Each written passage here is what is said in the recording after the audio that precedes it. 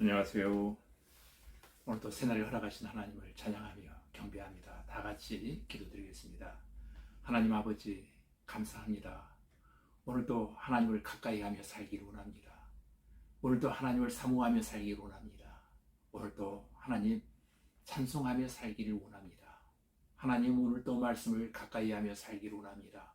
주님 오늘도 사모하는 귀한 영혼들에게 흡족한 은혜, 풍성한 은혜, 꼭 필요한 은혜 내려 주시옵소서. 예수님 이름으로 기도하옵나이다. 아멘.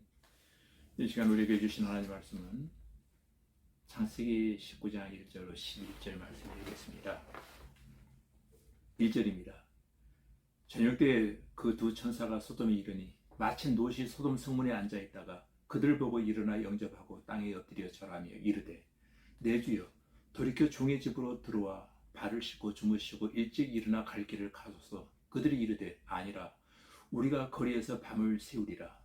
롯이 간청하며 그제서야 돌이켜 그 집으로 들어오는지라. 롯이 그들을 위하여 식탁을 베풀고 무교병을 구우니 그들이 먹은지라. 그들이 눕기 전에 그 성 사람 곧 소돔 백성들이 롯을 막론하고 온 군에서 다 모여 그 집을 에워싸고 롯을 부르고 그에게 이르되 오늘 밤에 내게 온 사람이 어디 있느냐 이끌어내라. 우리가 그를 상관하리라. 롯이 문 밖에 무리에게로 나가서 뒤로 문을 닫고 이르되 청하노니 내 형제들아 이런 악을 행하지 말라. 내가 남자를 가까이 하지 아니한 두 딸이 있노라. 청하건대 내가 그들을 너희에게로 이끌어내리니 너희 눈에 좋은 대로 그들에게 행하고 이 사람들은 내 집에 들어왔은즉 이 사람들에게는 아무 일도 저지르지 말라. 그들이 이르되 너는 물러나라. 또 이르되 이자가 들어와서 거류하면서 우리의 법관이 되려 하는도다. 이제 우리가 그들보다 너를 더 헤아리라 하고 롯을 밀치며 가까이 가서 그 문을 부수려고 하는지라.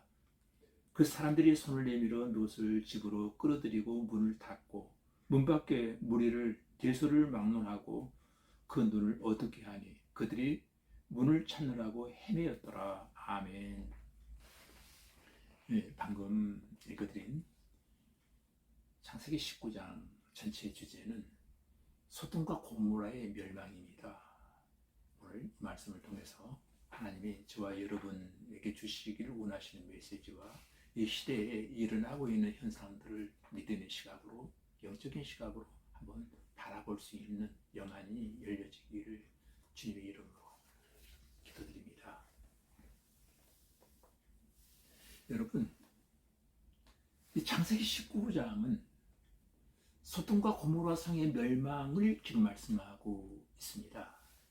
1절부터 3절까지 보시면 아브라함에게 찾아왔던 세 사람들 중 하나님을 제외한 천사 2명은 날이 저물었을 때 소돔성에 이르는데 성문에 앉아있던 롯은 그들을 위해 식탁을 베풀고 친절하게 또 겸손하게 간절히 영접하며 그들을 대접하게 되어집니다.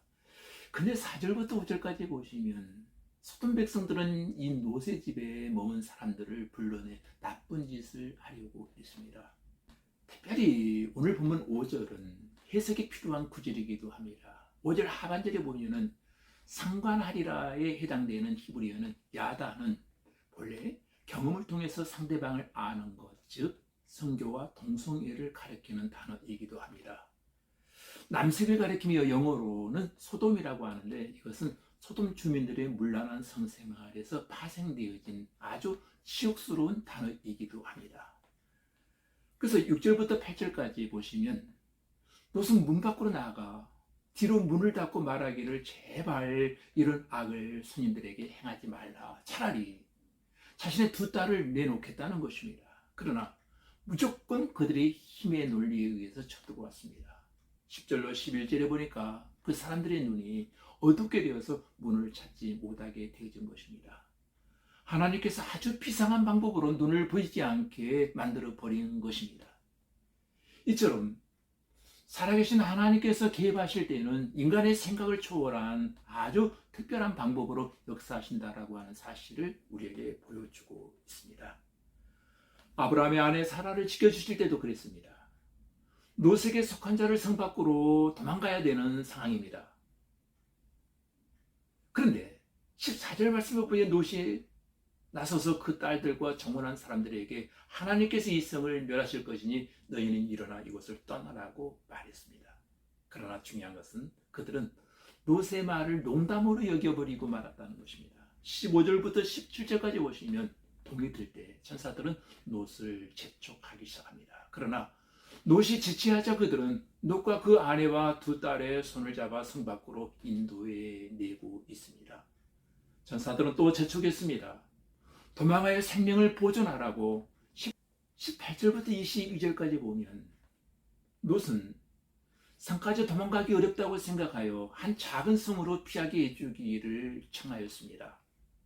하나님은 롯을 아끼셨습니다. 하나님은 롯과 그 가족이 수알이라는 작은 성에 도피하기까지 기다려 주셨습니다.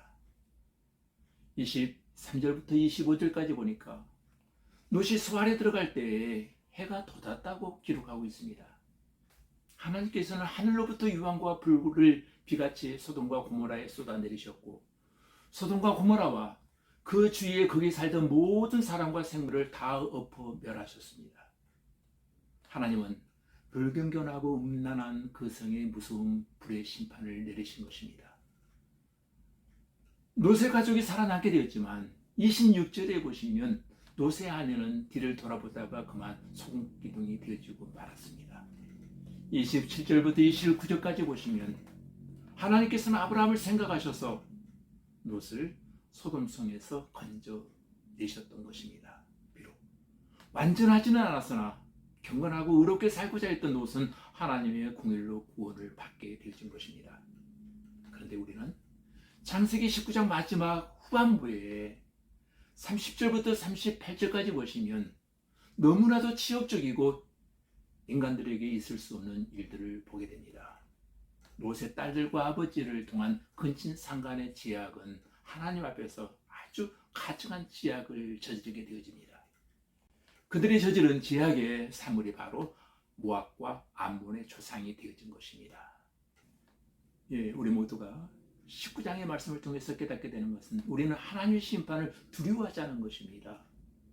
제약된 세상은 반드시 하나님의 심판을 받는다는 사실입니다. 소돔과 고모라의 멸망은 불경건하고 음란한 도시에 내리신 하나님의 심판의 한 예를 우리에게 보여주고 있는 것입니다. 우리가 사는 세상은 하나님의 마지막 불의 심판을 기다리고 있습니다.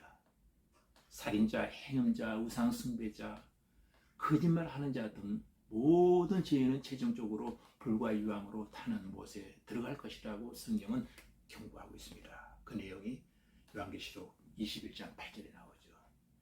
진리의 말씀을 알고 나면, 깨닫고 나면 하나님의 경고의 말씀이 두려워지기 시작합니다.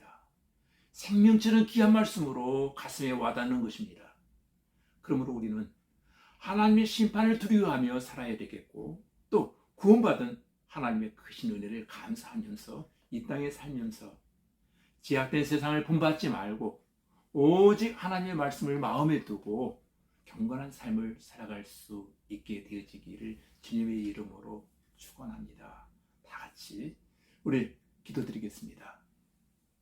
하나님, 비상한 방법으로 악한 자들의 눈을 보이지 않게 만들어 롯의 가정이 유숙한 천사들의 생명을 보존하신 것처럼 하나님께서 죄 없는 성도들을 해치는 악한 자들의 눈을 멀게 하시는 비상한 방법으로 생명을 지켜주시고 보호해 주실 줄로 믿습니다. 아버지 하나님, 끊임없이 들려주시는 하나님의 말씀과 경고를 무시하는 일이 없게 하시고 불경건하고 음란하고 제약된 세대를 하나님 반드시 심판하신다는 사실을 믿고 제약된 길로 걸어가지 않게 하시고 구원받은 하나님의 크신 은혜를 감사하면서 거룩하고 경건하고 의롭게 살아가는 성도들이 다 되게 하여 주시옵소서.